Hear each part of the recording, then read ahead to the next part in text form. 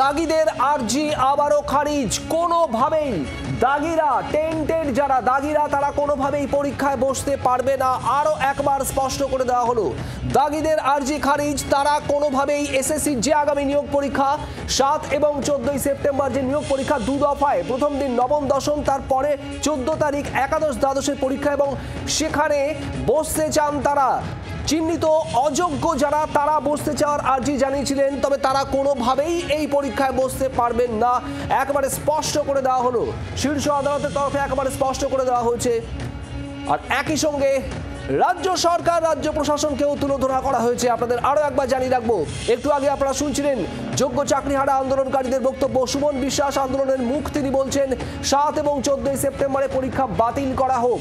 এদিকে এই পরীক্ষা এসএসসির তরফে যে পরীক্ষা দেওয়া হবে 7 এবং 14 সেপ্টেম্বর, সেই পরীক্ষায় বসতে চান অযোগ্যরা, চিহ্নিত অযোগ্য যারা ইতিমধ্যেই যাদের নাম তালিকায় রয়েছে, যে তালিকা দেওয়া হয়েছে এসএসসির তরফ থেকে, তারা পরীক্ষায় বসতে চান। রাজীব চক্রবর্তী আমাদের প্রতিনিধি রয়েছেন আমাদের সঙ্গে। রাজীব, ঠিক কি বলা হলো শীর্ষ আদালতের তরফে?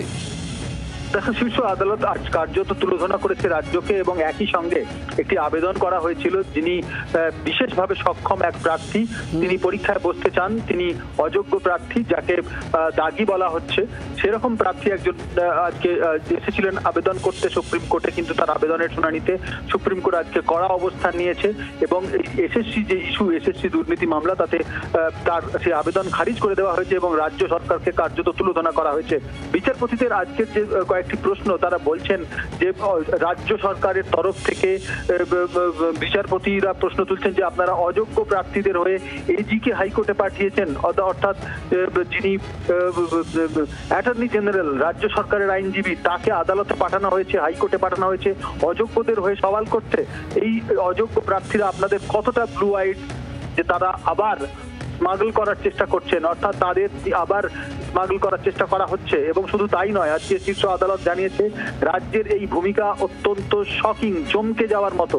বিচারপতি সঞ্জয় কুমারের বেঞ্চ তারা মন্তব্য করে, আপনারা এত মানুষের জীবন নষ্ট করেছেন, এখন আবার অযোগ্যদের প্রার্থীদের পরীক্ষা করাতে চাইছেন। এই বিষয়ে কিন্তু আজকে আদালতের এক অবস্থান অত্যন্ত কড়া করে দেওয়া হয়েছে, এবং সুপ্রিম কোর্ট আজকে জানিয়েছে যে এর আগে যে রায় দেওয়া হয়েছে তা কি মোটেই স্পষ্ট নয়, বোঝা যাচ্ছে না। রায় তো স্পষ্ট করে দেওয়া হয়েছে। এই ধরনের মামলা, এই ধরনের আবেদন বারবার কেন আসছে? অযোগ্যরা কোনোভাবেই পরীক্ষায় বসতে পারবেন না। একবারে আর সেই বার্তাই আরো একবার স্পষ্ট করে দেওয়া হলো শীর্ষ আদালতের তরফে। রাজীব, ধন্যবাদ তোমাকে।